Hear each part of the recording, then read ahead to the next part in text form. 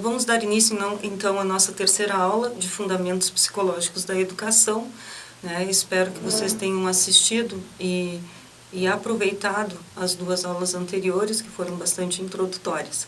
Então, hoje nós vamos, nesta aula, no nosso terceiro encontro, trabalhar as concepções de educação, as concepções epistemológicas de educação, mas antes disso, vamos ver ali um pouco sobre o que é então a psicologia da educação, qual é o seu campo, e qual é então a relevância do estudo da psicologia da educação para os futuros professores.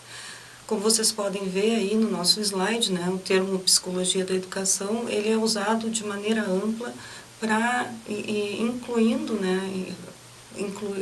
incluir os diferentes modos da gente se relacionar a psicologia com a educação. Então, aí dentro da psicologia da educação, a gente tem, por exemplo, a psicologia escolar, a psicologia da aprendizagem, a psicologia do desenvolvimento, a psicopedagogia, a psicologia evolutiva, a psicologia da personalidade e outros. Todos esses temas ligados de algum modo à psicologia da educação. E a psicologia da educação, então, é uma disciplina ponte, Ela é parte tanto da psicologia como da investigação, pois ela investiga problemas e elementos do processo educativo, utilizando-se das teorias produzidas ou desenvolvidas na área da psicologia. Com o auxílio dessas teorias, a psicologia da educação busca compreender a complexidade humana e o modo como adquirimos conhecimento. E, nesse sentido, não está situada apenas no âmbito da escola, mas nos grupos em que estamos inseridos, onde temos experiências significativas que permitem avançar ou refletir sobre a nossa aprendizagem. Então, a psicologia da educação, ela busca a compreensão dessa complexidade humana, principalmente tendo por mote como nós aprendemos e como podemos melhorar o processo de aprendizagem, tem já algumas respostas para isso, tem pelo menos 3 grandes respostas para esse como aprendemos.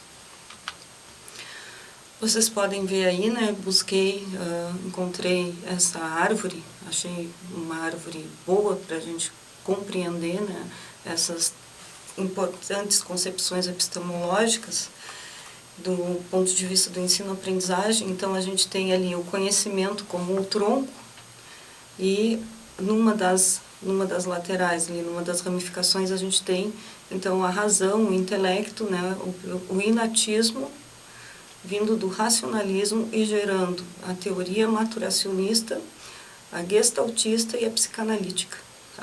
Do outro lado, então, vindo do ramo do empirismo, a gente tem a concepção ambientalista, as comportamentalistas e as humanistas.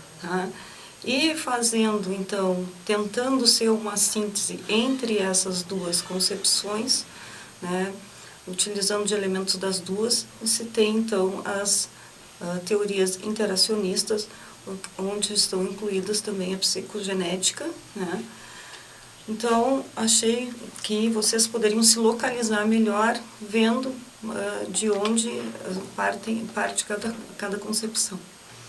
Então, o inatismo é uma concepção fundamentada no racionalismo e no idealismo. E essa concepção nos diz que, ao nascer, o homem ele já apresenta as condições para conhecer os objetos. As condições são determinadas pela hereditariedade. Elas são inatas, então, ou pré-determinadas. Como vocês podem ler depois ali na nossa apostila, daí advém daí diversas ideias, senso comum, por exemplo, filho de peixe, peixinho é, ou então a ideia de que o fruto nunca cai muito longe da árvore. Por trás dessas ideias, que vêm do senso comum, então, está a teoria do inatismo, que diz, então, que já estamos, as condições para a nossa aprendizagem, elas já estão em nós quando nós nascemos. No inatismo, o desenvolvimento do homem está desvinculado do meio. As condições para aprender, elas são dadas pela bagagem hereditária. O indivíduo já se encontra pronto e as ideias são anteriores à experiência. Então, o meio em que o sujeito vive, a cultura, as relações que o sujeito estabelece em sua vida, não interferem para o inatismo na capacidade de aprendizagem do sujeito. O que vai interferir? O desenvolvimento, né? O desenvolvimento biológico do ser humano. Então, quando a gente diz que o sujeito está pronto, está apto, né? A gente está se referindo a esse desenvolvimento biológico. Tá? E a educação, então, o que ela faz? Ela aprimora aquilo que o sujeito já tem, aquilo que ele já é, né? Ele já está pronto. Então, a educação só vai aprimorar aquilo que já está nele. Qual é o papel do professor? O papel do professor é trazer à tona essa predisposição, interferindo minimamente no processo, auxiliando apenas o aluno a organizar aquilo que está sendo despertado. Ok? Então, aí vocês têm as principais características, né, de uma forma bastante simples do inatismo. As ideias já nascem conosco, né? Nós já estamos prontos. Tá? Então, nós vamos nos desenvolvendo ao longo da vida, biologicamente. Poucas coisas vão mudar, né? Porque já estamos ali com todas as condições. E o papel da educação, então, é ajudar o aluno a encontrar essas predisposições e desenvolver. E o professor vai fazer isso de uma forma minimamente, com um mínimo de interferência. Então, a concepção inatista, ela parte do pressuposto que os eventos que ocorrem após o nascimento não são essenciais e ou importantes para o desenvolvimento. As qualidades humanas e capacidades básicas, né, dos seres humanos, a personalidade, os valores, os hábitos, as crenças, sua forma de pensar, suas relações emocionais e mesmo a sua conduta social, já se encontrariam basicamente prontas em sua forma final por ocasião do nascimento, sofrendo pouca diferenciação qualitativa e quase nenhuma transformação ao longo da existência. O papel do ambiente, portanto, da educação e do ensino, é tentar interferir o mínimo possível no processo de desenvolvimento espontâneo da pessoa. Então, mais adiante, né, na nossa aula 4, nós vamos aprofundar, ver de onde saem essas ideias do inatismo. Aqui, rapidamente, vocês já têm, então, o que é essa concepção inatista de aprendizagem, tá? E agora nós vamos passar para o ambientalismo, e vocês têm aí em frente, né, no slide, vocês podem ver 2 salas de aula. Eu tentei pegar imagens de 2 salas de aula de idades próximas, mas não consegui exatamente o que eu queria. Então, vocês têm ali um exemplo de crianças num ambiente no Amazonas, tá? Uma sala de aula do Amazonas, né? As crianças nas suas carteirinhas ali, e tem um exemplo de uma escola em São Paulo, tá? 2 ambientes diferentes. Então, vamos ver o que isso quer dizer. Então, a concepção ambientalista, ela está ancorada no empirismo. Lembrem da árvore, ela vem na outra ramificação, né? Então, ela está ancorada no empirismo, no realismo.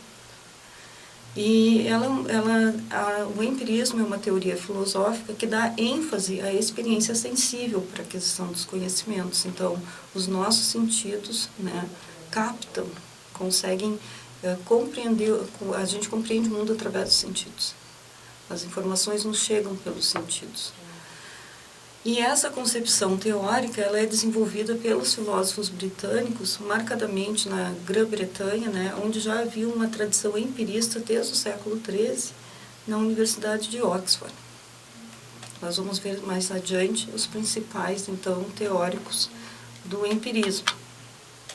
Do empirismo. O ambientalismo confere uma grande importância ao ambiente no desenvolvimento humano, afirmando que as características humanas advêm das condições do meio em que se encontra. O ambiente é mais importante que a maturidade biológica. uma vez que os estímulos do ambiente promovem o aparecimento de certos comportamentos. E também, nessa teoria, alterações no ambiente causam alterações na aprendizagem. Alterações positivas no ambiente pode causar alterações positivas na aprendizagem e vice-versa, né? As alterações negativas no ambiente, ser privado de, por exemplo, do acesso hoje em dia, né, à internet, não ter as ferramentas corretas para fazer uma pesquisa, enfim, muitas condições que aparecem nas escolas públicas, por exemplo, prejudicariam, então, a aprendizagem. Alguns ambientalistas atentam que existem modelos, ou seja, por meio da observação de outras pessoas no ambiente e dos estímulos recebidos, é possível copiar o comportamento adotado. Ou, também, pela observação desses modelos, evitar um determinado comportamento em função da punição que é observada. Nós também vamos aprofundar lá pela nossa 5ª ou 6ª aula essa temática, né? Por enquanto, basta a gente saber que, então, as alterações no ambiente, elas causam alterações na aprendizagem e que é possível aprender no ambientalismo por modelos, né? A gente observando esses modelos, reproduzindo esses modelos ou negando também esses modelos que nos são apresentados. Então, qual é o papel do professor? Bem, o papel do professor nessa concepção o aluno é uma tábula rasa. E o professor, e somente ele, transmite conhecimentos. O aluno recebe passivamente e aprende melhor se o conhecimento for repetido até fixar-se em sua mente. E aí vocês têm uma citação do professor Fernando Becker, de Porto Alegre, né, que trabalha há muitos anos com essa temática, e ele nos diz que no seu imaginário, ele e somente ele, o professor, pode produzir algum conhecimento novo no aluno. O aluno aprende se e somente se o professor ensina. O professor acredita no método da transferência do conhecimento. O que ele sabe, não importa o nível de abstração ou de formalização, pode ser transferido ou transmitido para o aluno. Tudo que o aluno tem a fazer é submeter-se à fala do professor, ficar em silêncio, prestar atenção, ficar quieto e repetir tantas vezes quantas forem necessárias, escrevendo, lendo e etc., até aderir em sua mente o que o professor deu. Bem, então recapitulando, vimos o inatismo. Então, no inatismo, nós já temos no nascimento as condições para a nossa aprendizagem. No ambientalismo, o ambiente em que eu estou inserido interfere no meu processo de aprendizagem. E agora, então, nós vamos passar para o interacionismo, que é o ramo, então, aquele que a gente viu na árvore, né, que vai tentar fazer a síntese entre o inatismo e o empirismo ambientalismo. A característica geral do interacionismo é de que o conhecimento é produzido pela ação do indivíduo sobre o meio e do meio sobre o indivíduo. Então, não é uma interação de mão única, né? O indivíduo interagindo sobre o meio, não, o indivíduo interage sobre o meio e o meio interage sobre o indivíduo. Ocorre uma interação em que o indivíduo modifica seu comportamento e sua estrutura cognitiva. Que nesse caso a gente está já levando ali para a epistemologia genética do Jean Piaget, tá? Quando a gente fala das alterações das estruturas cognitivas. Também veremos isso de modo mais profundo nas nossas próximas aulas. Então, o meio no interacionismo é o mundo físico dos objetos e o mundo social, suas relações e cultura. Tá? Tudo isso faz com que o aluno, então, aprenda. O aluno interage com o meio interage com o aluno, né? O sujeito, não só o aluno dentro da escola formal, mas quando ele sai daquela escola, que ele vai para sua casa, que ele está inserido em outros grupos, o processo continua, né? No ambientalismo, a gente tem, por exemplo, a ideia de que a escola é o espaço ideal para a aprendizagem, né? Existe um lugar ideal e esse lugar é a escola. No interacionismo, todo lugar é um lugar de aprendizagem, justamente por essa interação entre o sujeito e o meio. Então, nessa nossa lâmina que estamos vendo aí, né, sobre as bases epistemológicas do interacionismo, ela já aparece lá na nossa terceira lâmina, que é a da árvore, né? Então, é difícil dizer qual é exatamente a base epistemológica do interacionismo, tá? Mas a gente percebe, né, e autores apontam a discussão entre o inatismo, as ideias a priori, e o ambientalismo, né, o empirismo, como aquilo que é fundante dessa nova perspectiva. Então, no interacionismo, nós temos algumas linhas. Então, uma das linhas é a linha construtivista, né, proposta por Jean Piaget. E essa linha, segundo Piaget, o conhecimento não é algo, não pode ser concebido como algo pré-determinado desde o nascimento. Então, o conhecimento não é inato, pré-determinado. Mas também, para Piaget, ele não é o resultado do simples registro de percepções e informações, como no caso do empirismo. Tá? Ele é o resultado, o conhecimento é o resultado das ações e interações do sujeito com o ambiente onde vive. Todo conhecimento é uma construção que vai sendo elaborada desde a infância, através de interações do sujeito com os objetos que procura conhecer, sejam eles do mundo físico ou cultural. Mais adiante a gente vai ver que o Piaget é um biólogo de formação, que escreve mais ou menos durante 70 anos. Ele traz, né, para a aprendizagem a contribuição, então, da biologia, né? Então, as construções neurais, elas vão se ampliando à medida em que o indivíduo ele se submete a novas informações e ele tem que dar conta disso. Então, a gente tem ali, por exemplo, o processo de assimilação e acomodação, né, que o Piaget vai nos falar, quer dizer, como é que a gente assimila uma ideia, como é que a gente acomoda e como é que isso continua num ciclo que ele é infinito na teoria piagetiana, né, porque estamos sempre aprendendo. Então, nós nos deparamos com uma informação nova ou com um novo conhecimento, né, e o nosso cérebro, ele leva um determinado tempo, né, para incorporar, para assimilar, para compreender aquele novo conhecimento. Por isso que se diz, né, vem daí aquela ideia de que cada um tem o seu tempo para aprender, né, porque o modo como isso vai acontecer biologicamente depende daquilo que o indivíduo carrega na sua herança genética. É uma questão também de hereditariedade. Mas não apenas disso, né, um indivíduo, o sujeito do conhecimento na teoria piagetiana, ele precisa ser exposto, sim, a estímulos, né? Estímulos que promovam, né, essa assimilação. Então, ele tem que estar submetido a um meio rico, né, rico em estímulos que façam com que ele tenha vontade de aprender, que despertem nele, então vai acontecer esse processo de assimilação. Quando o sujeito já apreendeu esse novo conhecimento, aí está o processo de acomodação. Só que isso acontece em vários campos do conhecimento durante todos os dias da nossa vida, né? Também temos ali o fator da equilibração e a desequilibração do Piaget, né?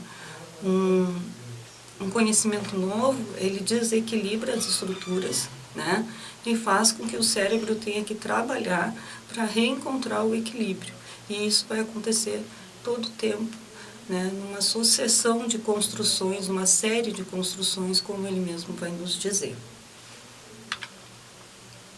Por outro lado, né, dentro do interacionismo, nós temos, então, a teoria do Vygotsky, que vai, então, deixar de lado biologia, né, essa contribuição da biologia que nos traz o Piaget. Ele vai discordar de algumas ideias do Piaget, e ele vai usar a base, vai ter como base Marx, né, para nos dizer que o ambiente, o meio em que a criança está, é muito importante para o desenvolvimento da aprendizagem e para alcançar o conhecimento. O conceito de interação social, da perspectiva socio-interacionista do Vygotsky, enfatiza a dialética entre o indivíduo e a sociedade. O intenso efeito da interação social, da linguagem e da cultura sobre o processo de aprendizagem. Portanto, as habilidades cognitivas e as formas de estruturar o pensamento do indivíduo não são determinadas por fatores congênitos, são, isto sim, resultado das atividades praticadas de acordo com os hábitos sociais da cultura em que o indivíduo se desenvolve. Esse processo é fundamental para a interiorização do conhecimento, né? Então, o Vygotsky é o sujeito que vai nos dizer, vai nos trazer a importância do mundo, quer dizer, a escola não é uma ilha, né? Não basta um ambiente preparado para a aprendizagem se esse ambiente é isolado do mundo. Então, as aulas, né, precisariam ser contextualizadas, né? E o professor, na teoria do Vygotsky, ele é apenas um mediador. É o sujeito que vai fazer a mediação entre a zona de desenvolvimento real, que é aquilo que aquele sujeito poderia aprender sozinho, e a zona de desenvolvimento proximal, que é aquilo que o sujeito pode aprender com a ajuda de um outro, né? De um orientador, de um mediador, no caso, o professor. E essa aprendizagem no Vygotsky, ela vai se dar, então, a linguagem é muito importante, né, na teoria do Vygotsky, e ele tem todo um estudo sobre pensamento e linguagem, que vale a pena ser lido, apesar de ser um escrito ainda bastante difícil, assim, né, de difícil acesso, pela complexidade, mas ele vai nos falar então sobre o desenvolvimento da linguagem, a importância que a linguagem tem para a nossa aprendizagem. E ele vai se deslocar, então, ele desloca o foco, que seriam essas estruturas neurais ali, né, trazidas pelo Piaget. Ele vai dizer, não, isso, a gente tem que deixar isso de lado e olhar para o meio. Esse meio é rico, esse professor está fazendo a mediação, a criança está conseguindo enxergar essa sociedade em que ela vive, sabe qual é a sua cultura. Então, dentro disso daí é que a criança e o jovem vão desenvolver o seu conhecimento. Então, aqui nós temos uma lâmina que vai nos trazer algumas aproximações e alguns distanciamentos entre Piaget e Vygotsky, tá? Então, o Piaget, ele é um pioneiro na teoria interacionista, ele não descarta o interacionismo. O Piaget só traz uma base que ainda é empirista, né, que é uma base das ciências para dentro da teoria da aprendizagem, tá? E ele apresenta, então, uma tendência hiperconstrutivista em sua teoria, com ênfase no papel estruturante do sujeito. O Vygotsky, um teórico também importante nessa abordagem, ele apresenta uma ênfase no aspecto interacionista. Então aí a gente tem mesmo essa questão de um meio interagindo, né, com o sujeito interagindo com o meio, e aí se dá a aprendizagem. Pois considera que é no plano intersubjetivo, isto é, na troca entre as pessoas, que as funções mentais superiores têm origem. Tá? Então, para o Vygotsky, o movimento é diferente do movimento da aprendizagem é diferente do movimento do Piaget. Então, o que a gente tem ali? A gente tem esse movimento que primeiro é externo, né? É intersubjetivo, é entre subjetividades, entre pessoas, tá? E depois nós temos, então, o intrasubjetivo, que é quando o sujeito interioriza o conhecimento. A partir dessas relações que ele estabelece, né, ele vai construindo, vai montando, ele estruturando o seu conhecimento, tá? E aí ele internaliza isso, né? A teoria do Piaget também apresenta uma dimensão interacionista, mas sua ênfase é colocada na interação do sujeito com o objeto físico. E a teoria de Vygotsky apresenta um aspecto construtivista na medida em que busca explicar o aparecimento de inovações e mudanças no desenvolvimento, a partir do mecanismo de internalização. Existe, porém, um desacordo fundamental entre elas, a influência do papel da fala inicial da criança sobre o pensamento. Então, para o Piaget, pensamento vem depois do aprendizado da língua. E para o Vygotsky, pensamento e linguagem caminham juntas. Isso é uma diferença importante. Bom, agora que nós minimamente conseguimos entender o que seja a posição natista, a posição ambientalista e a posição interacionista, né? Eu selecionei para vocês um vídeo na intenção de que a gente possa ver essas concepções no cotidiano. Convido vocês a assistirem o vídeo e logo a seguir nós conversaremos.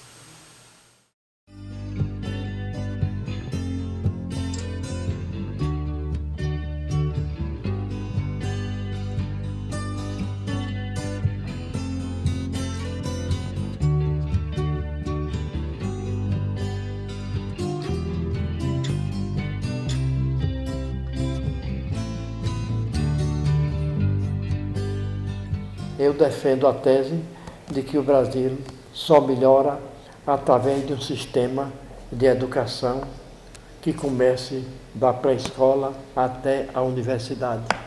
O que está acontecendo, pelo menos aqui no Piauí, é que a universidade hoje é uma fábrica de formar analfabetos.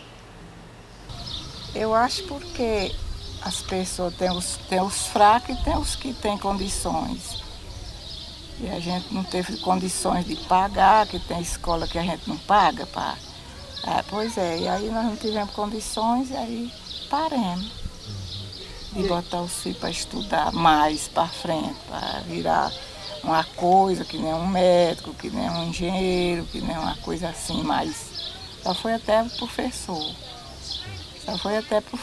Voltou para trás. A educação hoje ela não está boa, assim, por falta de interesse dos alunos mesmo, que eles não se interessam. Meu marido mesmo é professor, eu ajudo ele a assim, fazer correção de prova e vejo que os alunos não aprendem mais a ler, não aprendem a escrever. Por quê? Porque eles não se interessam de jeito nenhum, não prestam atenção em nada.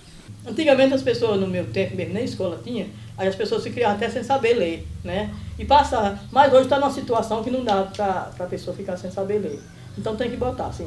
Aí naquele tempo era assim, o povo tinha limite e não tinha escola. Agora tem escola e o povo são sem limite. A escola hoje, ela, como é que eu posso te falar?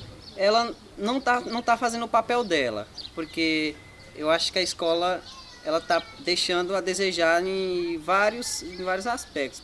A família, e aliás, e também, não só a família, mas o governo, se ele intervisse mesmo na família e não na criança, tudo seria melhor, porque a família bem assistida, ela assiste com seus filhos. Mas uma família que passa fome, necessidade, não tem um salário, não tem nada, qual é a educação que essa família vai ter para dar aos filhos? E ela não tem meio para sustentar, tem que lançar ele o trabalho, como eu fui lançado ao trabalho, né? Eu comecei a trabalhar com 6 anos de idade. Eu não estudei sério, só estudei a cartilha de ABC. Até a começar a soletrar Beabá, depois juntar as letras, não é? Dizia no José, JJ, Zezé, José, e aí você ia Manga, M-A-N, G-H, Manga. Foi assim, foi juntando as letras. E fiz o primeiro verso com 10 anos de idade. Vai lendo os livros e a gente vai aprendendo lendo. Até tem um ditado, aí eu escrevi num trabalho meu que diz assim, é lendo que se aprende, é escrevendo que se ensina. É porque de qualquer forma que você aprender é uma escola. Ou que ela seja pública, estadual ou particular, ou mesmo na casa dos pais. Minha mãe morreu com 91 anos, nunca foi em uma escola e mandava a gente ler, e ela aprendeu nós lendo. Ela aprendeu nós lendo para ela, mandava ler uma oração, nós líamos a oração, e quando a gente errava o nome, ela dizia, esse nome está errado, volta. E terminou ela lendo mesmo as orações dela. Eu vou voltar a estudar agora. Eu fiz até o primeiro ano. Vou estudar agora. E você acha que a escola vai te ajudar como? Rapaz, vai me ajudar porque lá na frente eu posso fazer um vestibular para qualquer tipo de formação, né?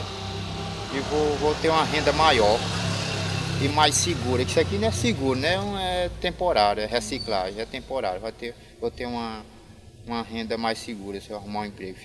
Se eu não tiver o estudo, vai ficar mais difícil o emprego. E se eu tiver, vai ficar mais fácil, né? De qualquer maneira, vai ficar mais fácil. Mas a educação é em primeiro lugar, porque você não depende de ninguém, só do seu estudo, do seu saber, né? Eu sou um cara, não estudei, mas sei responder várias perguntas. Se não tiver os pais no meio, incentivando, dizendo como é a vida, não vai para frente não. Só que eu acho que a educação já vem do berço, nem que não saiba ler. Viu? Mas a leitura, o estudo ajuda, né? Mas que a educação é tudo. A escola, lamentavelmente, do meu conceito, hoje perdeu quase que a sua finalidade. A repetência dos alunos são inúmeras, incontáveis até. Não há um incentivo da escola, não há um apoio da escola. O professor quer tão somente ganhar o dinheiro dele. Ninguém liga mais para o aluno.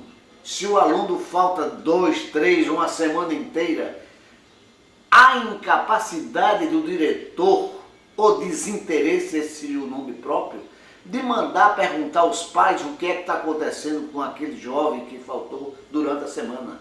Há um desinteresse total do diretor em perguntar se está doente, se aconteceu, se quebrou a perna, o que é que se está impossibilidade de comparecer algum pai dele doente ou faleceu. Não. Há um desvinculamento entre a escola e a família do aluno. Não há um entrosamento e precisa ver. Precisa que o diretor tenha conhecimento da família, da estrutura social da família, possa entender que aquela família, embora pobre, embora humilde, precisa de apoio da escola. Nós vivemos, nós aqui do Piauí especificamente, vivemos num estado em que a média de temperatura é 36 graus. Chegamos até 40 graus. Nós temos inúmeras escolas que não têm um ventilador sequer. 80% das nossas escolas não têm computadores. Quer dizer, isso não é educação, isso não é formação de alunos. Então nós estamos hoje vivendo o inverso.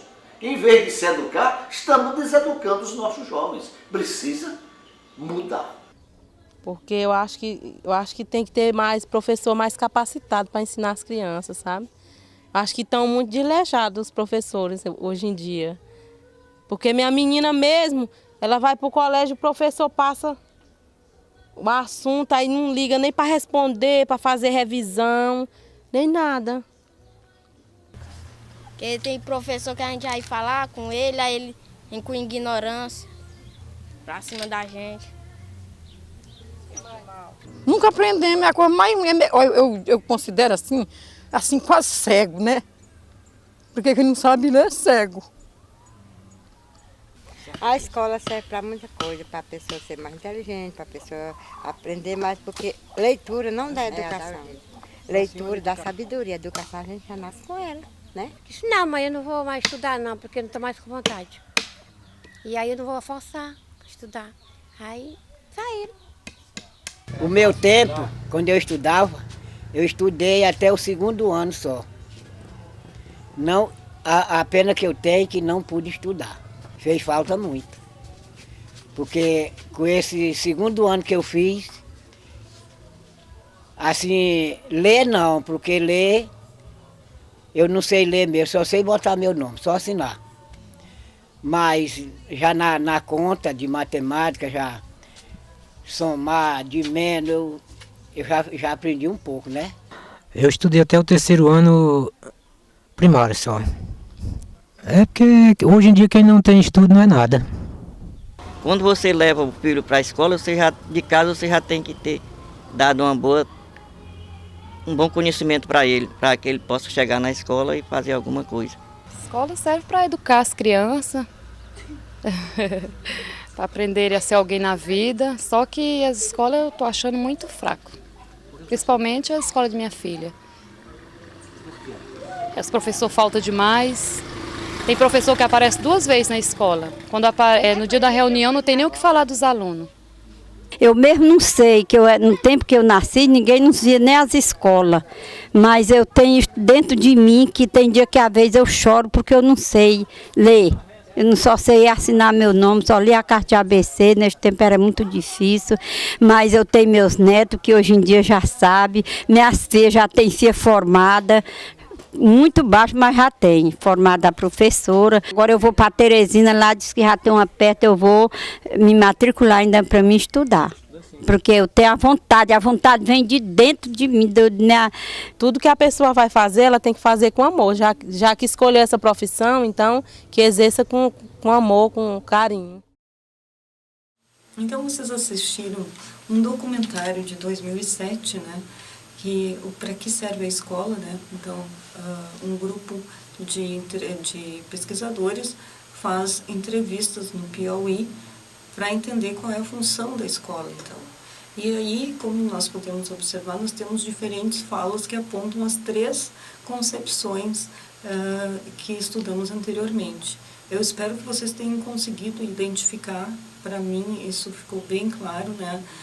Como essas concepções estão arraigadas no nosso modo de pensar a educação, quer dizer, se eu tenho uma sala de aula boa, se os meus alunos estão numa sala de aula confortável, né, não apertada, um ambiente arejado, tendo à disposição materiais, se os professores estão satisfeitos no seu trabalho, e tudo ali, né? Então existe uma preparação do ambiente para a aprendizagem, né? Então temos a concepção ambientalista, né? Na fala de algumas das senhoras do vídeo, nós podemos ver, né, a concepção inatista. Uma concepção inatista em 2 perspectivas. A primeira, a perspectiva positiva, né? Então de que essa pessoa aprende porque o pai já teria aprendido antes, já teria essa capacidade de aprendizado, então ele, como filho daquele pai, tem também essa condição de aprendizado. E numa perspectiva negativa, né, justamente não aprende porque é filho do fulano de tal, que também não tinha um bom desempenho na escola. E essa é uma fala bastante comum, né, entre os professores, né, essa avaliação, né, do contexto familiar ali, puxando pela questão da hereditariedade, né, principalmente em comunidades pequenas, onde se conhecem as famílias, né, os irmãos passam pela mesma escola e os professores vão formando essa concepção, né. E temos também a concepção interacionista, que aparece na fala de alguns dos senhores do vídeo, né, que é a importância do meio. E também tem uma senhora que ela diz assim, olha, a gente criou os nossos filhos assim, né? Não dava muita importância para o estudo não, porque tipo, vivia aqui num lugar longe da escola, então interagia mais com o meio ali do que propriamente com a educação formal. Tá? Então eu espero que vocês tenham tido as condições, né, que nossa aula tenha fornecido as condições para que vocês pudessem ver isso no vídeo, tá bem? Então, vamos seguir com a nossa aula 3, abordando então as concepções, a filosofia, as 3 concepções epistemológicas, né? Vamos começar pelo inatismo. Tá? Então, como ali, alguém que começa com a ideia do inatismo, né, nós temos o Sócrates. E por que o Sócrates? O Sócrates com o método da maêutica, ou do parto de ideias. Ele nos mostra que o conhecimento é inato, ou seja, já se encontra presente no homem mesmo antes de seu nascimento. poucos são os homens que têm consciência de que carregam consigo esse conhecimento. Cabe ao mestre ou ao professor despertar, então, esses conhecimentos inatos que se encontram adormecidos. Tenho certeza que vocês viram, né, essa parte na disciplina de História Antiga, então aqui vocês estão tendo a oportunidade de recordar. Tá? Então, o método socrático, como também vimos na disciplina de Fundamentos Sócio-Históricos Filosóficos da Educação, ele é dividido em ironia e maêutica, né? E tem um movimento dialético. Então, a ironia é a parte do método socrático em que o mestre faz perguntas em torno do objeto, delimitando o conceito, até que o discípulo ou o interlocutor consiga ou refuta aquilo que está sendo apresentado, ou então, depois de uma extenuante inquirição, ele consegue alcançar a verdade. Né? Vários são os exemplos aí nos escritos, nos diálogos socráticos apresentados pelo Platão. Então, partindo da ignorância do discípulo sobre o objeto em questão, então, o mestre irá ajudá-lo a sair da aporia, que é o impasse, através da ironia, né, simulando uma situação, para no final, então, atingir o entendimento. Então, aí nasce a ideia, né? Maêutica, o parto de ideias. Inatismo, está dentro de si. Então, a criança, né, figurativamente, a criança dentro da mulher, ela sai pronta. Tá? Aqui o conhecimento também, no momento em que consegue fazer esse rompimento, o sujeito consegue externar esse conhecimento que ele traz. Então, esse é o movimento da dialética, né, da maêutica, o parto intelectual. A maêutica é o que disciplinaria o espírito e regularia as verdades universais. O mestre, então, é apenas um orientador. Sobre o Platão, eu convido vocês, então, para assistirem, né, esse videozinho que vai falar sobre a teoria da reminiscência platônica e também sobre, basicamente, ali vai chegar próximo ao mito de Ero, que é o que vocês encontram lá no final da nossa apostila como texto complementar.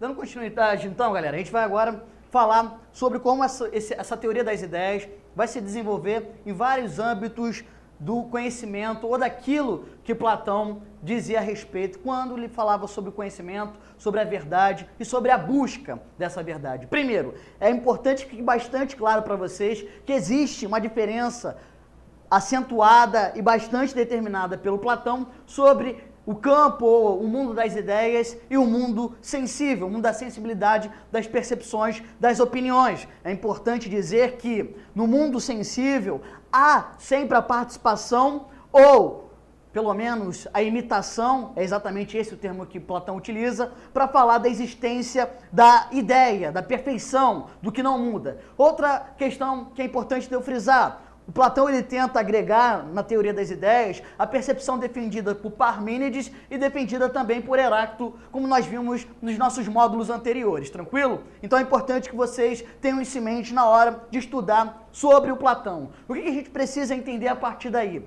Já que Platão diz que no mundo sensível há sempre a participação da ideia, da perfeição, é importante a gente entender como é que Platão ele desenvolve essa teoria. Para isso, a gente vai aplicar o que Platão chama de teoria da reminiscência, ou seja, a intenção ou a ideia de existir dentro da imperfeição, dentro da sensibilidade, dentro da realidade, partes da ideia, da idealização da perfeição, tranquilo? Como é que ele defende isso então? Bom, vamos entender que Platão defende e também desenvolve a concepção de alma. O que a gente precisa entender então? Para ele, o corpo era o túmulo da alma.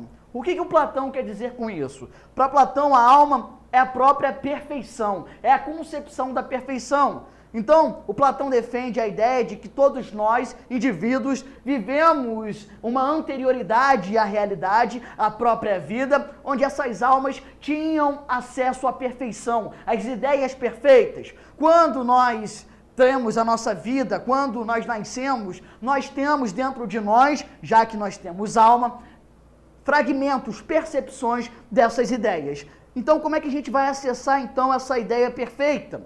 Aí vem uma outra parte importante da teoria platônica, que é exatamente desenvolver os graus do conhecimento. É importante acessar e chegar a esse conhecimento, que não é uma tarefa fácil. Aí a gente vê uma relação muito próxima entre Platão e Aristóteles, entre o mestre e o seu discípulo, tranquilo? Então, para Platão, é importante que vocês tenham a percepção que conhecer é, na verdade, reconhecer. Isso também é um outro axioma, uma outra sentença platônica. Conhecer, na verdade, é reconhecer, é lembrar.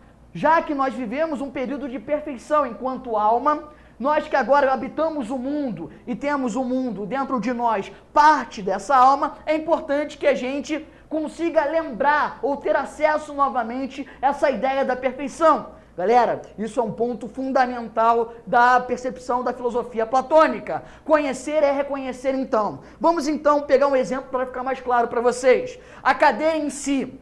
Bom, todos nós temos conhecimento, podemos ver, ter acesso ao que é uma cadeira, ou formato, ou a ideia de cadeira. Bom, as cadeiras têm vários formatos, várias formas, cores. Platão defende a ideia que todos nós defendemos, todos nós partilhamos a concepção da cadeira em si, ou seja, a ideia perfeita de cadeira, que é imutável, que não muda, que ao decorrer de todo o período do processo histórico é o mesmo. Aí fica muito evidente, muito clara a diferença entre o que é a percepção do mundo sensível e do mundo inteligível, tranquilo? É importante que a gente compreenda que Platão, e aí voltando lá às nossas aulas anteriores sobre a concepção do mito, que Platão ele não abre mão completamente de todas aquelas percepções defendidas. Por exemplo, a existência da alma, tranquilo? Se a gente pensar, a concepção da alma é a própria perfeição, a ideia é perfeita. Enquanto a vida terrena, a vida partilhada entre os seres humanos em sociedade, é uma vida de opiniões, é uma vida que nos caminha, nos leva a visões erradas, visões errôneas, tranquilo?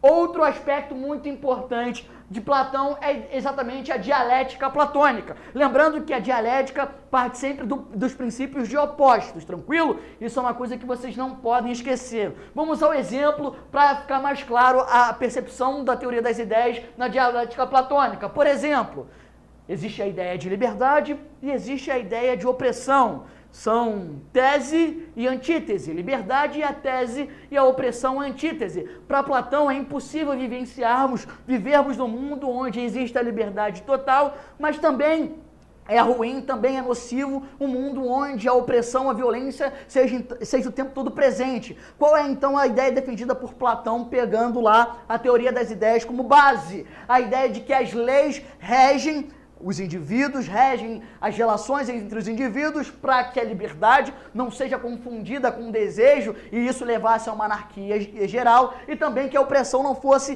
parte significativa da ação humana. Então a gente percebe que a partir dessas concepções opostas a gente chega a uma síntese que é exatamente a ideia das leis e fica muito claro, mais uma vez, esses graus do conhecimento, fica muito claro a ideia da divisão entre mundo sensível e mundo inteligível e fica muito mais evidente a percepção de Platão de que a ideia se sobrepõe à ideia ao mundo sensível, das sensibilidades, das percepções. Tranquilo? É isso.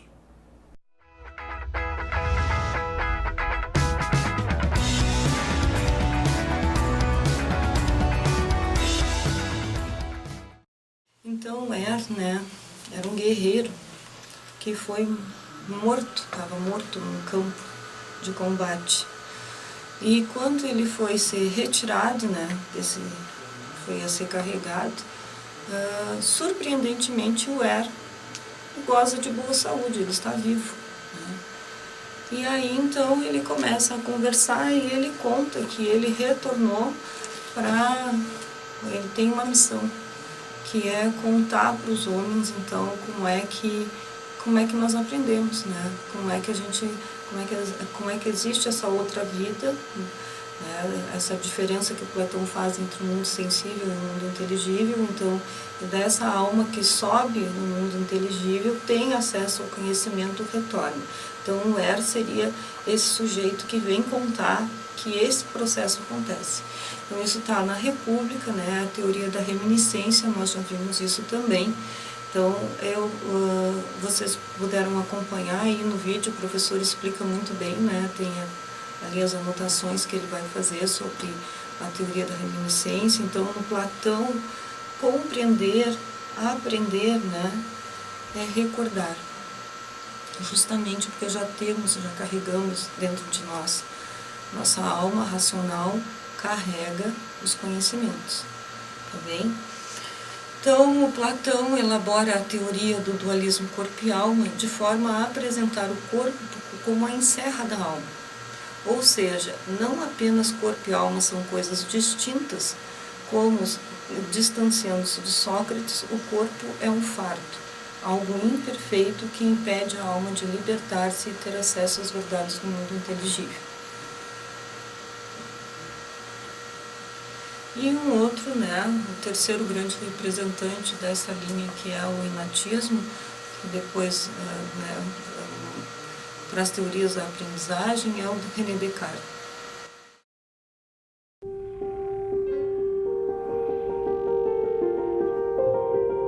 Será que todas as coisas que já penetraram em minha mente não são mais verdadeiras que as ilusões dos meus sonhos? Ou talvez toda a minha vida seja algum tipo de sonho, incluindo a crença de que tenho um corpo? Será que um gênio maligno tentando me enganar de que o que penso ser realidade é ilusão poderia me levar a crer que pensar é não existir? Nas primeiras décadas do século XVII, essas e centenas de outras perguntas faziam parte do cotidiano e do método investigativo do filósofo francês René Descartes. Penso, logo existo, disse ele. Com o exercício da subjetividade e a confiança na razão, Descartes revolucionou o pensamento filosófico e científico, até então subordinado à autoridade da Igreja, à escolástica e aos líderes políticos ditos escolhidos por Deus. Contra as disputas religiosas sangrentas que reinavam na Europa, Descartes ofereceu a razão. O seu subjetivismo, que valorizava o sujeito científico, indicava o caminho para a objetividade e para o rigor intelectual igualitariamente. Ele colocou ao alcance de todos as ferramentas para a descoberta da verdade. Sua tese mais importante foi propor que cada um pensasse por si mesmo. A autoridade da filosofia passou a se fundar não mais nas escrituras ou nos sábios, mas na mente do filósofo. Esse paradoxo da objetividade dentro da subjetividade, com a exigência da certeza e a isenção da dúvida para o êxito da investigação científica, inaugurou um novo estágio no pensamento filosófico, motivo pelo qual Descartes é considerado o pai da filosofia moderna. René Descartes, ou Renato Cartesius, como ele se assinava em latim, nasceu em 1596 na pequena La Haye, na França. De família aristocrática, órfão de mãe, estudou interno no colégio jesuíta La Flèche e formou-se em Direito. E acabou se alistando como voluntário militar na Guerra dos 30 Anos no exército de Maurício de Nassau. Morou na Holanda mais de 20 anos e faleceu em Estocolmo como mestre de filosofia da rainha Cristina da Suécia, pouco antes de completar 54 anos. Influenciado pelas ideias de Galileu e pela amizade com o físico e matemático holandês Isaac Bikman, Descartes tomou do amigo o raciocínio simples e fácil que os geômetras empregam para chegar às suas mais difíceis demonstrações, como ele mesmo observava, bem-humorado. E saiu em busca ambiciosa de um novo sistema de conhecimento. Um método único que mensurasse todas as realidades observáveis no mundo físico, celeste ou terrestre.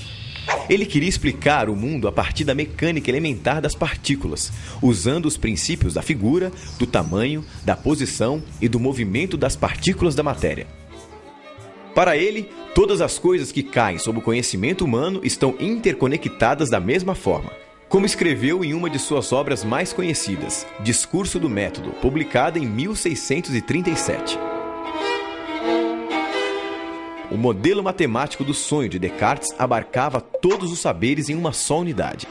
Tanto que ele criou a metáfora de uma árvore do conhecimento, onde o tronco era a física, sustentando todas as ciências com o seu raciocínio analítico. Na busca da premissa da evidência, Descartes propunha o exercício da dúvida metódica, radical, hiperbólica como método até o nível do absurdo, quando a própria dúvida forneceria então a verdade indubitável. O primeiro era nunca aceitar coisa alguma por verdadeira, sem que a conhecesse evidentemente como tal, quer dizer, evitar cuidadosamente a precipitação e a prevenção, e não aceitar nada nos meus juízos, senão o que se me apresentasse tão clara e distintamente ao meu espírito que eu não tivesse nenhuma ocasião de o colocar em dúvida. Depois de eleger a evidência, Descartes sugeria dividir em partes tantas quantas necessárias para a análise. E então colocar os conhecimentos em uma certa ordem, dos mais simples aos mais complexos. Era a ordenação. E o último, fazer sempre enumerações completas e revisões gerais para nada omitir.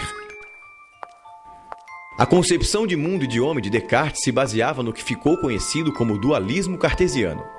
A divisão da natureza em dois domínios opostos, o da mente ou espírito, que ele chamou de recogitans, a coisa pensante, consciente de si, livre e sem dimensão espacial, e o da matéria, que ele chamou de re-extensa, a coisa extensa, isso é, a material, mensurável, espacial, sem consciência e mecanicamente determinada. Deus, para Descartes, representava a ponte entre o mundo subjetivo do pensamento e o mundo objetivo da verdade científica. A mente e a matéria são criações de Deus, um ser perfeito e legitimador das evidências verdadeiras da razão. Quando a razão atinge a ideia clara e distinta, fala por Deus, seu autor primeiro. Em sua premissa mais famosa, evidência número 1, que fundamenta todo o raciocínio cartesiano, Descartes exercita a dúvida até atingir o seu ápice. Notei que, enquanto tentava supor que tudo fosse falso, era necessário que eu, que pensava isso, fosse alguma coisa. E observando que essa verdade, eu estou pensando, portanto eu existo, era tão firme e certa, decidi que poderia aceitá-la como o primeiro princípio da filosofia que procurava. Então, vocês puderam assistir aí esse vídeo bem divertido, né, esse material muito bom. Vocês têm ali no início um pouco do que seja de quem foi o René Descartes, porque me lembrei que vocês talvez não tenham chegado ainda, né, até esse ponto nos seus estudos, mas então o René Descartes, esse sujeito que nasce e estuda num colégio jesuíta, né, e que se coloca, que tem um monte de perguntas em sua cabeça sobre como é que acontece o aprendizado, como é que acontece o conhecimento, como acessamos o conhecimento. E qual é o conhecimento que é verdadeiro. Então, o Descartes, como vocês puderam acompanhar, ele cria alguns pressupostos para dizer de quando um conhecimento é verdadeiro. Né? E, então, o eu cartesiano, ele é racional e é a primeira certeza para que possamos chegar à verdade. Então, eu só não posso duvidar de que eu existo, né? Tem toda aquela trajetória de como se dá a certeza da sua existência, né, que é através da dúvida metódica e também do cogito cartesiano, né. E o inatismo cartesiano, ele se difere do inatismo platônico porque o inatismo cartesiano, ele é uma predisposição para o conhecimento. Não é aqui a alma que traz, que carrega os conhecimentos adormecidos, mas não. O ser humano, né, tem então uma predisposição para o conhecimento. Vocês vão encontrar de modo mais significativo, né, nas meditações cartesianas e também parte dessas ideias no discurso do método. Tá bem? Então, quando chegamos ao ambientalismo, né, quais são as concepções filosóficas por trás do ambientalismo? Então, a gente começa lá com Aristóteles, né, que vai nos dizer que o conhecimento é dado pela experiência sensorial através dos métodos indutivo e dedutivo. Então, para Aristóteles, há uma dupla condição para a indução e a dedução. Pela observação dos fenômenos empíricos, o homem induz princípios gerais, parte do particular para o universal, e depois deduz, né? Então, parte do universal para o particular. Então, há um movimento para a aquisição de conhecimento do mundo na teoria aristotélica, mas ela é parte do concreto ali, né? Parte da experiência sensorial. Então, o Aristóteles vai nos trazer um ponto de vista científico em que o conhecimento é resultado de indução, observação e dedução. E, portanto, as ideias não são inatas. Então, na sequência, né, do Aristóteles, na mesma perspectiva, com algumas distinções, temos, então, Tomás de Aquino. E o Tomás de Aquino, ele vai tomar os sentidos também, né, também vai tomar os sentidos como o início do conhecimento, então, seguindo bem na linha empirista, e vai fazer uma distinção entre dois tipos de conhecimento. Vai nos dizer que temos o conhecimento sensível, que é alcançado pelos sentidos, e o conhecimento intelectivo, que é alcançado pelo intelecto, pela razão. Para ele, o conhecimento se dá pelo contato com as coisas concretas, passa pelos sentidos internos da fantasia ou da imaginação, até a apreensão de formas abstratas. Então, aqui a gente já tem um desenvolvimento, né? Então, não é só captar pelos sentidos, mas há um trabalho interno, né? Para, então, a apreensão do abstrato, então, e chegar ao conhecimento. É isso por hoje. Essa é a nossa aula. Eu espero que vocês tenham aproveitado. A nossa próxima aula, então, começaremos com o Locke e o David Hume, e continuaremos, então, uma parte da nossa aula com o empirismo, e depois, então, partiremos para as bases epistemológicas do interacionismo. Muito obrigada e até o nosso próximo encontro.